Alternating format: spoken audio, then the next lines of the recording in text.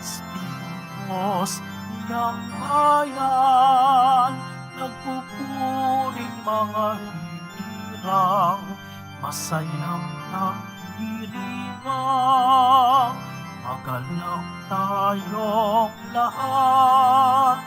Si Yesu Kristo'y nabuhay na naig sa kamatayan. Alleluia, Alleluia. Simulan po natin ang pagdiriwang sa ngalan ng Ama at ng Anak at ng Espiritu Santo. Amen. Ang pagpapala ng ating Panginoong Jesucristo, ang pag-ibig ng Diyos Ama, at ang pagkikipagkaisa ng Espiritu Santo, naway sumainyong lahat. At sumaiyo rin. Mga kapatid, tayo pong lahat ay nagkakatipon bilang isang mag-anak ng Diyos sa pagdiriwang ng banal na Eukaristiya. At upang tayo po ay maging karapat-dapat gumanap sa banal na pagdiriwang na ito, alalahanin po natin ang ating mga pagkukulang at nagawang pagkakasala, at buong kababaang loob po tayong humiling ng awa at pagpapatawad mula sa Diyos.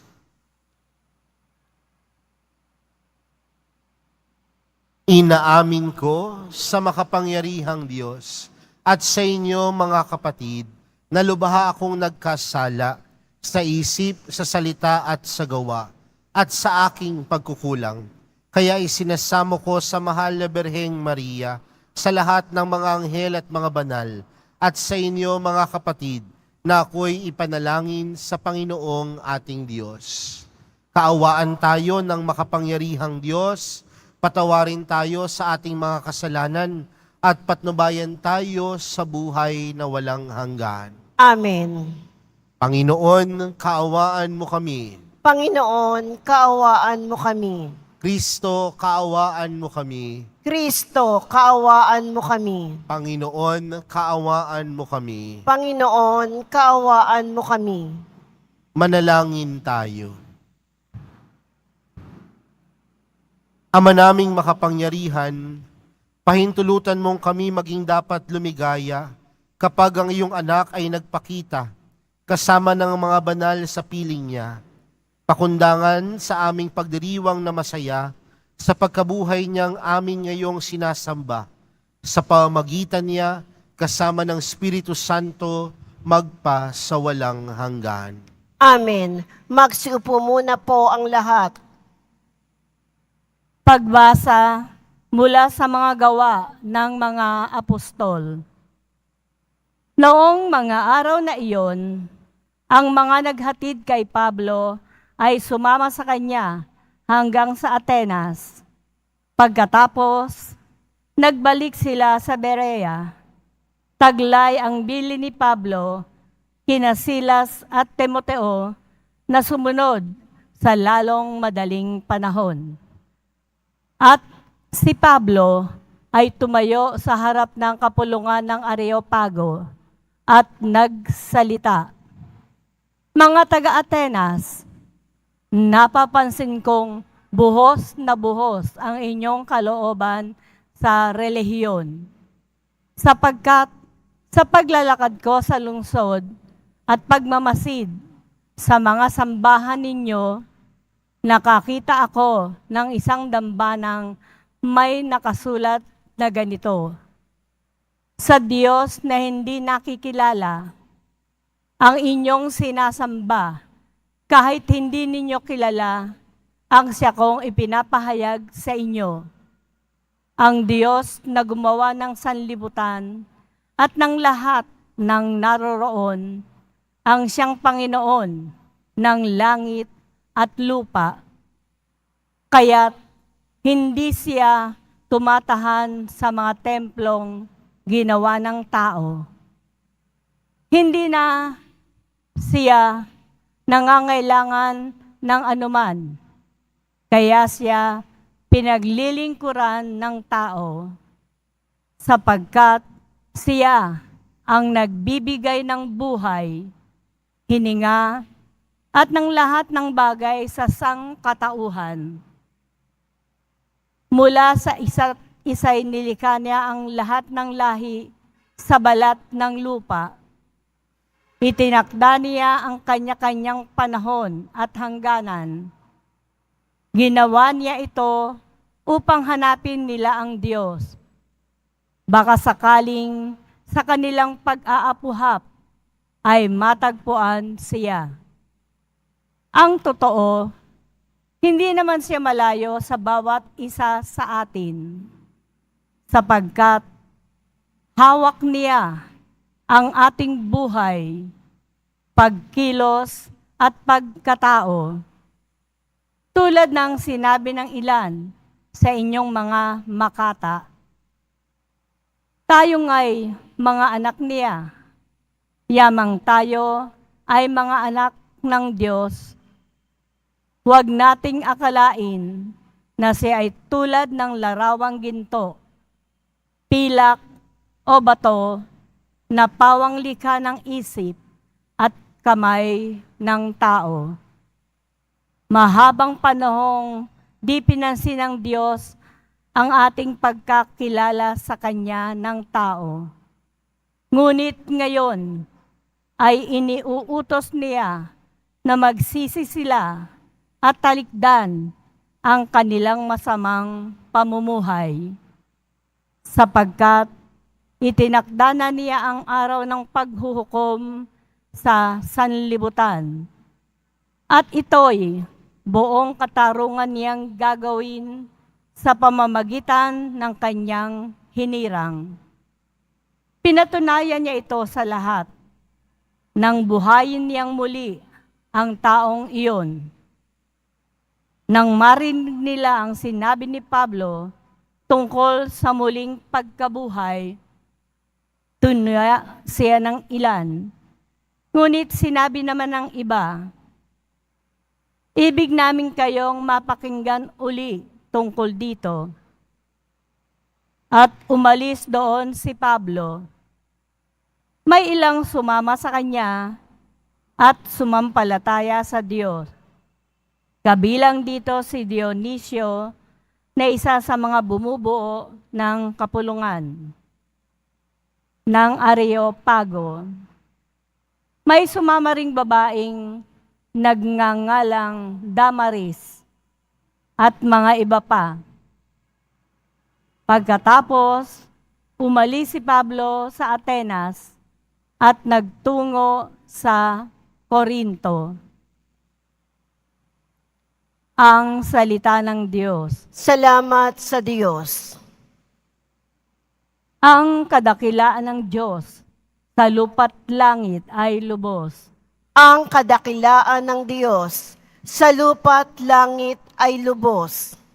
Purihin ang Diyos nitong kalangitan.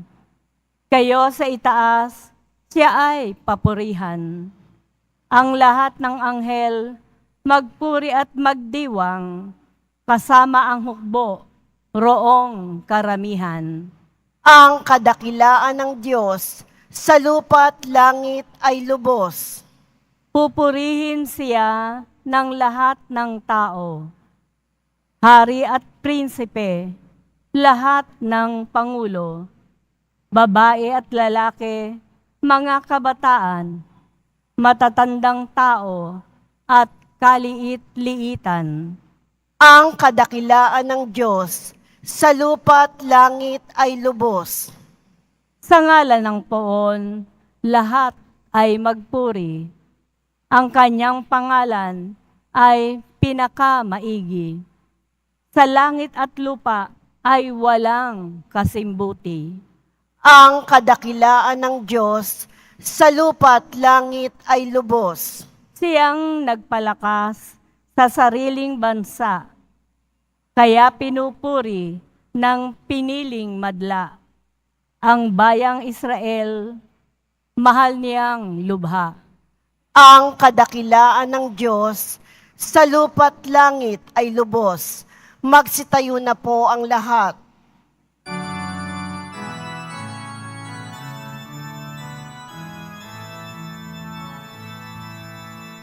Hallelujah,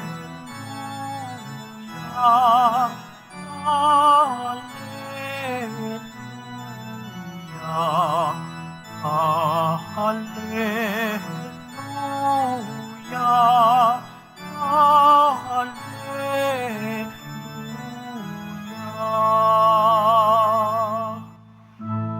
Hihilingin ko sa Ama, Espiritu'y isugo niya, upang sumainyo tuwina. Hallelujah, Hallelujah, Hallelujah,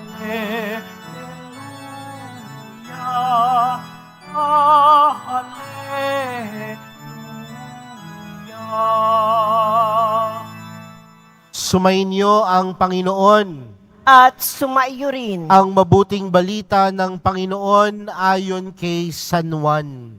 Papuri sa iyo, Panginoon. Noong panahong iyon, sinabi ni Jesus sa kanyang mga alagad, "Marami pa akong sasabihin sa inyo, ngunit hindi pa ninyo kayang unawain ngayon. Pagdating ng Espiritu ng katotohanan, tutulungan niya kayo upang maunawaan ninyo ang buong katotohanan. Sapagkat magsasalita siya hindi sa ganang kanyang sarili. Sasabihin niya sa inyo ang kanyang narinig at ipahayag ang mga bagay na darating. Pararangalan niya ako sapagkat sa akin magmumula ang ipapahayag niya sa inyo. Ang lahat ng sa Ama ay akin. Kaya ko sinasabing sa akin magmumula ang ipapahayag niya sa inyo." Mga kapatid, ang mabuting balita ng Panginoon. Pinupuri ka namin, Panginoong Heso Kristo. Magsiupo muna po ang lahat. Magandang tanghali po sa inyong lahat. Patuloy pa rin po tayong nagninilay ngayong ika-6 na linggo sa panahon ng Pasko ng muling pagkabuhay ng Panginoon. At alam po natin mga kapatid na halos 6 na linggo na po tayong ipinagdiriwang ang Pasko ng muling pagkabuhay. At kung mapapansin po natin, ang madalas nating napakikinggan sa unang pagbasa ay laging nagpapatungkol po sa mga unang Kristiyano. Mapapansin po natin ang mga unang Kristiyano, nagsimula lang po sa maliit na komunidad. At kasama po doon sa pagsisimula sa maliit na komunidad, marahil nandoon po yung kaba, nandoon pa yung takot, nandoon pa yung iba't ibang hindi marahil magandang karanasan na kanilang naranasan nung sila ay nagsisimula. Pero kung mapapansin po natin mula nung unang linggo sa Pasko ng muling pagkabuhay hanggang sa narinig natin sa ating unang pagbasa sa araw na ito, unti-unting lumalago ang mga Kristiyano. Unti-unting dumarami ang sumusunod kay Jesus. Unti-unti ang nananampalataya kay Jesus. Bakit po kaya? Hindi natin maitatanggi marahil dahil kumilos ang Diyos. Hindi natin maitatanggi na marahil kumilos si Jesus.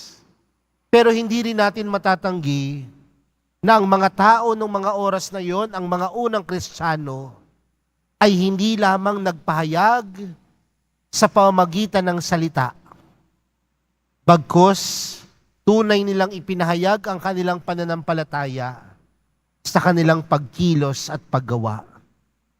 Kaya marami ang naakit, marami ang sumunod kay Jesus, hindi lang dahil magaling sila magsalita, kundi marami ang naakit at sumunod kay Jesus dahil nakita nila na merong pagbabago doon sa buhay ng mga taong sumunod kay Jesus. Mga kapatid, nawa sa buhay pananampalataya natin, hindi lang tayo basta nananampalataya at sinasabi natin, tapos na yung obligasyon ko, makapagsimba lang ako. Tapos na yung obligasyon ko, makahawak lamang ako sa mga imahen. Makahawak lamang ako kay Nuestro Padre Jesus Nazareno. Tapos na yung obligasyon ko. Pero tandaan natin mga kapatid, kasama sa ating obligasyon, kasama sa ating misyon, ang magpahayag kay Jesus. At sa pagpapahayag kay Jesus, ang pinakamabisa ay hindi sa pananalita. Bagkus ang pinakamabisa ay kung paano nating tunay na naisasabuhay si Jesus. Ang mga unang Kristiyano, di ba? Wala naman silang pera nung mga oras na yon. Pero ano ang ginawa ng mga iba't ibang Kristiyano? Nag-ambag-ambagan sila. Nagtulungan sila. Marahil meron silang hindi pagkakaunawaan, meron pagkakataon na sila ay nagtatalo, pero mas namutawi pa din sa puso nila si Jesus. At nung namutawi sa puso nila si Jesus, hindi lang ipinahayag sa salita, bagkus ipinahayag sa gawa. Mga kapatid, ang pagpapahayag kay Jesus ay hindi lamang gawain ng mga pari o reliyoso. Ang pagpapahayag kay Jesus ay tungkulin at gampanin ng bawat isa sa atin. At kung ito ay gampanin at tungkulin ng bawat isa sa atin, ipahayag natin siya, wag lamang sa pananalita. Ipahayag natin siya sa ating pagkilos at paggawa. At paano po natin magagampanan ng bagay na ito? Sabi po sa ating ebanghelyong napakinggan, magpapadala ng sugo si Jesus. At sino po yung ipadadala ni Jesus? Ang Espiritu Santo. Ang Espiritu Santo ang tutulong sa atin na laging gumawa ng mabuti, na laging gumawa ng tama. At sa pamamagitan ng paggawa ng mabuti at tama, tunay nating ipinahayag si Jesus. Mga kapatid, ang pagpapahayag kay Jesus ay hindi lamang napakikinggan. Bagkus ang pagpapahayag kay Jesus na ipapakita. Kailan? Sa mga oras na pinipili natin ang mabuti laban sa masama. Sa mga oras na gumagawa tayo ng tama kesa pumipili sa paggawa ng mali. Sa madaling salita, mga kapatid, ipahayag mo si Jesus, wag lamang sa pananalita. Ipahayag mo si Jesus sa iyong gawa. At magagampanan ang bagay na ito sa pamamagitan at tulong ng Espiritu Santo. Amen. Magsitayo na po ang lahat. Minamahal kong mga kapatid, hindi tayo iniwang ulila ng ating Amang nasa langit. Bagkus ipinadala niya sa atin ang kanyang banal na Espiritu. Sambitin natin ang ating sama-samang panalangin sa kapangyarihan ng Espiritu ng katotohanan. Ang ating panalangin, akayin nawa kami ng iyong Espiritu ng katotohanan, O Panginoon. Akayin nawa kami ng iyong Espiritu ng katotohanan, O Panginoon. Ang simbahan, naway maging masigasig sa paghahatid ng mensahe ni Jesus sa lahat ng tao. Manalangin tayo. Akayin nawa kami ng iyong Espiritu ng katotohanan, O Panginoon. Ang mga namamahala at may kapangyarihan, naway maghatid ng kapayapaan at katarungan sa mga bansa. Manalangin tayo. Akayin nawa kami ng iyong Espiritu ng katotohanan, O Panginoon. Ang mga hinamak, mga itinakwil o mga walang nagmamahal sa ating lipunan, naway makaranas sa kanilang buhay ng pangangalaga ng Diyos sa pamamagitan ng ating mabubuting gawa. Manalangin tayo. Akayin nawa kami ng iyong espiritu ng katotohanan, O Panginoon. Ang mga may sakit at nagdurusa, naway makakita at makadama ng mapagmahal na presensya ng Diyos. Manalangin tayo. Akayin nawa kami ng iyong espiritu ng katotohanan, O Panginoon. Ang mga namayapa, naway muling buhayin, alang-alang sa muling pagkabuhay ng Panginoon. Manalangin tayo. Akayin nawa kami ng iyong espiritu ng katotohanan, O Panginoon. Hilingin natin sa Panginoon na ipagkaloob ang biyaya ng ulan, na siyang matinding pangangailangan ng ating bansa, upang ang pinsala sa mga pananim at kabuhayan at ang napipintong krisis sa tubig at kuryente ay maiwasan. Manalangin tayo. Akayin nawa kami ng iyong espiritu ng katotohanan, O Panginoon. Panginoon, loobin mong lalo pang ihayag sa amin ang banal na Espiritu, ang katotohanang inihayag ni Jesus na nabubuhay na kasama mo ngayon at magpasawalang hanggan. Amen. Magsiupo muna po ang lahat.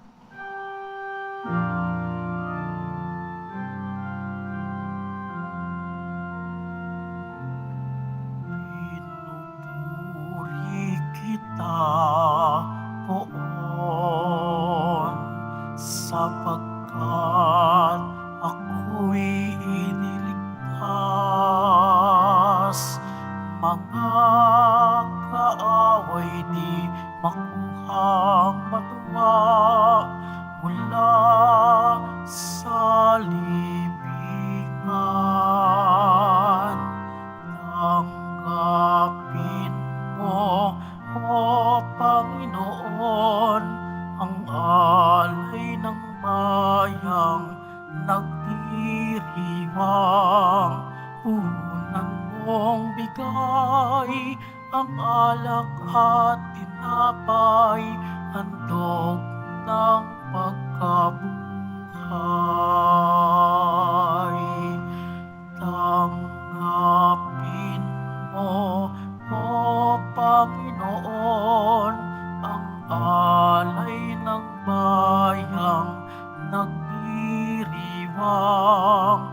Punan mong bigay ang alak at tinapay, handog ng pagkabuhay.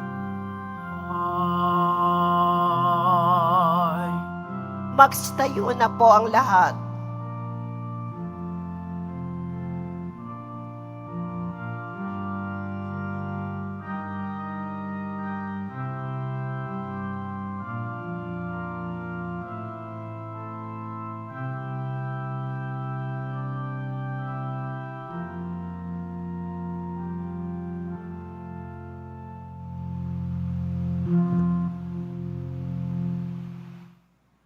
Manalangin po kayo mga kapatid upang ang paghahain natin ay kalugdan ng Diyos amang makapangyarihan. Tanggapin nawa ng Panginoon itong paghahain sa iyong mga kamay, sa kapurihan niya at karangalan, sa ating kapakinabangan at sa buong sambayanan niyang banal. Ama naming lumikha sa paghahain ng banal na pagpapalitan ng iyong mga kaloob at ng aming alay, kami pinapagsalo mo sa iyong buhay na namumukod tangi at walang kapantay. Ipagkaloob mo ang aming pakikinabang sa iyong pakikisamang aming maasahan ay siya ring umiral sa aming pamumuhay araw-araw. Sa pamamagitan ni Jesucristo, kasama ng Espiritu Santo, magpa sa walang hanggan. Amen. Sumainyo ang Panginoon. At sumaiyo rin. Taas sa Diyos ang inyong puso at diwa. Itinaas na namin sa Panginoon. Pasalamatan natin ang Panginoong ating Diyos. Marapat na siya ay pasalamatan. Ama naming makapangyarihan, tunay ngang marapat na ikaw ay aming pasalamatan. Ngayong ipinagdiriwang ang paghahain ng Mesiyas, ang maamong tupa na tumubos sa aming lahat. Ang katawan ng anak mong sa krus na bayubay ay handog ng pag-ibig na walang kapantay. Ito ang paghahaing ganap mong kinalugdan. Ito ang nilunggati ng dating pag-aalay. Ang buong sarili ng anak mong si Jesus ay inihain sa iyo upang kami matubos. Siya ang dambana at paring naghahandog. Siya pa rin ang tupang handog na ibinukod. Kaya kaysa ng mga anghel na nagsisiawit ng papuri sa iyo, nang walang humpay sa kalangitan, kami nagbubunyi sa iyong kadakilaan. Santo, Santo, Santo, Panginoong Diyos ng mga hukbo, napupuno ang langit at lupa ng kadakilaan mo, o sana sa kaitaasan. Pinagpala ang naparirito sa ngalan ng Panginoon, o sana sa kaitaasan. Magsiluhod po ang lahat. Ama naming banal, ikaw ang bukal ng tanang kabanalan. Kaya't sa pamagitan ng iyong Espiritu, gawin mong banal ang kaloob na ito upang para sa aming maging katawan at dugo ng aming Panginoong Hesukristo. Bago niya pinagtiis ang kusang loob na maging handog, hinawakan niya ang tinapay, pinasalamatan kanya, pinaghati-hati niya iyon, iniabot sa kanyang mga alagad at sinabi, tanggapin ninyong lahat ito at kanin. Ito ang aking katawan na ihahandog para sa inyo.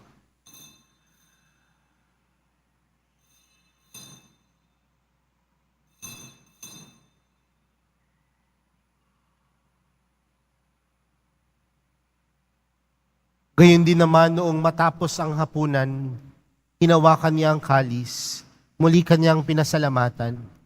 Inabot niya ang kalis sa kanyang mga alagad at sinabi, tanggapin ninyong lahat ito at inumin. Ito ang kalis ng aking dugo, ng bago at walang hanggang tipan. Ang aking dugo na ibubuhos para sa inyo at para sa lahat, sa ikapagpapatawad ng mga kasalanan.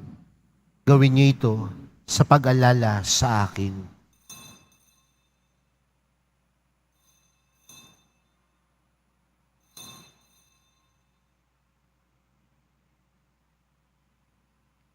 Magsitayo na po ang lahat. Ipagbunyi natin ang misteryo ng pananampalataya. Si Kristo'y namatay, si Kristo'y nabuhay, si Kristo'y babalik sa wakas ng panahon. Ama, ginagawa namin ngayon ng pag-alala sa pagkamatay at muling pagkabuhay ng iyong anak. Kaya't inaalay namin sa iyo ang tinapay na nagbibigay buhay at ang kalis na nagkakaloob ng kaligtasan. Kami nagpapasalamat dahil kami iyong minarapat na tumayo sa harap mo para maglingkod sa iyo. Isinasamo namin kaming magsasalo-salo sa katawan at dugo ni Kristo ay mabuklod sa pagkakaisa sa pamamagitan ng Espiritu Santo. Ama, lingapin mo ang iyong simbahang laganap sa buong daigdig. Puspusin mo kami sa pag-ibig, kaysa ni Francisco na aming Papa at ni Jose na aming Obispo at ng Tanang Kaparian. Alalahanin mo rin ang mga kapatid naming nahimlay nang may pag-asang sila'y muling mabubuhay, gayon din ang lahat ng mga pumanaw. Kaawaan mo sila at patuloyin sa iyong kaliwanagan. Kaawaan mo at pagindapatin kaming lahat na makasalo sa iyong buhay na walang wakas. Kaysa ng mahal na Birheng Maria, na ina ng Diyos, ng kabiyak ng puso niyang si San Jose, kaysa ng mga apostol at ng lahat ng mga banal, na namuhay dito sa daigdig ng kalugod-lugod sa iyo. May pagdiwang nawa namin ang pagpupuri sa ikararangal mo sa pamagitan ng iyong anak na aming Panginoong Hesukristo. Sa pamagitan ni Kristo, kasama niya at sa Kanya, ang lahat ng parangal at papuri ay sa iyo, Diyos amang makapangyarihan, kasama ng Espiritu Santo, magpa sa walang hanggan. Amen. Lumapit po tayo sa Ama natin sa langit sa panalangin itinuro sa atin ni Jesus. Ama namin, sumasalangit ka, sambahin ang ngalan mo, mapasa amin ang kaharian mo, sundin ang loob mo dito sa lupa para nang sa langit. Bigyan mo kami ngayon ng aming kakanin sa araw-araw at patawarin mo kami sa aming mga sala para ng pagkapatawad namin sa nakakasala sa amin. At huwag mo kami ipahintulot sa tukso, at iadya mo kami sa lahat ng masama. Hinihiling po namin kami adya sa lahat ng masama, pagkalooban ng kapayapaan araw-araw, iligtas sa kasalanan at ilayo sa lahat ng kapahamakan, samantalang aming pinananabikan ang dakilang araw ng pagpapahayag ng tagapagligtas naming si Jesucristo. Sapagkat iyo ang kaharian at ang kapangyarihan at ang kapurihan magpakailanman. Amen. Panginoong Jesucristo, sinabi mo sa iyong mga apostol, kapayapaan ang iniwan ko sa inyo. Ang aking kapayapaan ang ibinibigay ko sa inyo. Tunghayan mo ang aming pananampalataya at huwag ang aming pagkakasala. Pagkalooban mo kami ng kapayapaan at pagkakaisa ayon sa iyong kalooban, kasama ng Espiritu Santo, magpa sa walang hanggan. Amen. Ang kapayapaan ng Panginoon ay laging sumainyo. At sumaiyo rin. Magbigayan po kayo ng kapayapaan sa isa't isa.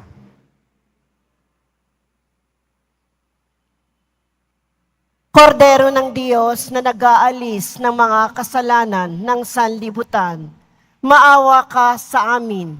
Kordero ng Diyos na nag-aalis ng mga kasalanan ng sanlibutan, maawa ka sa amin. Kordero ng Diyos na nag-aalis ng mga kasalanan ng sanlibutan, ipagkaloob mo sa amin ang kapayapaan. Magsilod po ang lahat.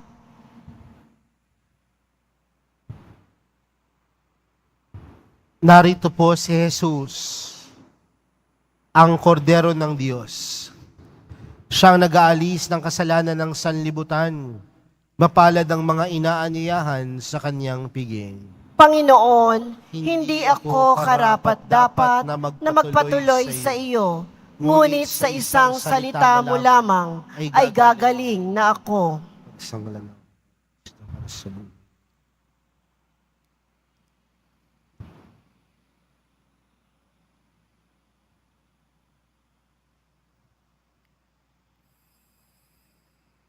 Para sa lahat ng tatanggap ng banal na komunyon, sasagot po tayo ng amen pagkasabi ng pari o ng lay minister ng katawan ni Kristo at isubo agad sa bibig. Bago umalis sa harapan ng pari o lay minister, sumunod po tayo.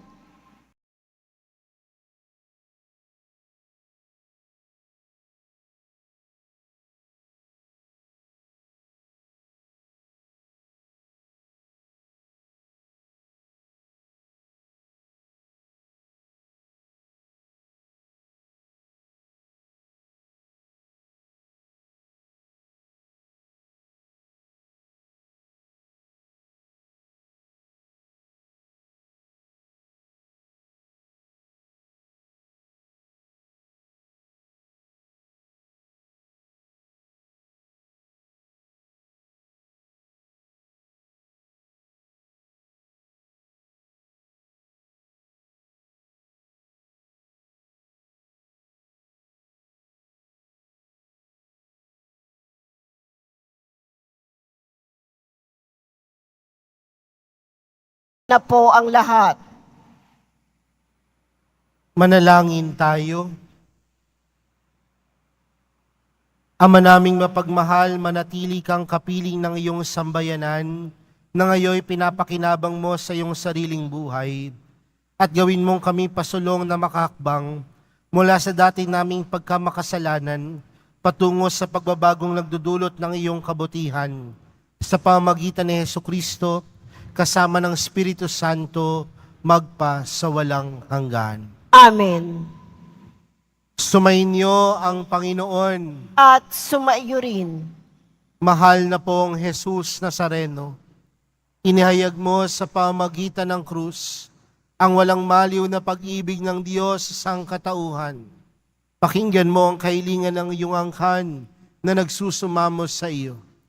Makamtanawa nila ang iyong katugunan at tanggapin ang kasagutan na may utang na loob na tinatanaw. Basbasan din po ninyo ang mga daladala nilang mga imahin at dasalan. Sa pamamagitan ng bendisyon na ito, naway maalala nila ang mga pangako nila noon sa binyag na ikaw ang kanilang ibigin at paglilingkuran bilang Panginoon magpa sa walang hanggan. Amen. At pagpalain po kayong lahat ng makapangyarihang Diyos, Ama, Anak, at ng Espiritu Santo. Amen. Humayo kayong taglayang kapayapaan ng Poong Jesus Nazareno. Salamat sa Diyos.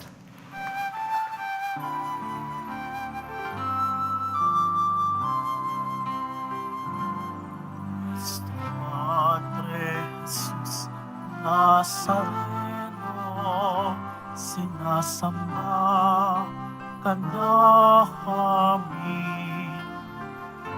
Pinipindong ko ka namin, para aming buhay at kaligtasan. Cristo Padre Jesus Nazareno, iligtas mo kami sa kasalanan. Ang krus mong kinamatayan ay sagisag ng aming kaligtasan. Nuestro Padre Jesus Nazareno, dinarangal ka namin. Nuestro Padre Jesus Nazareno,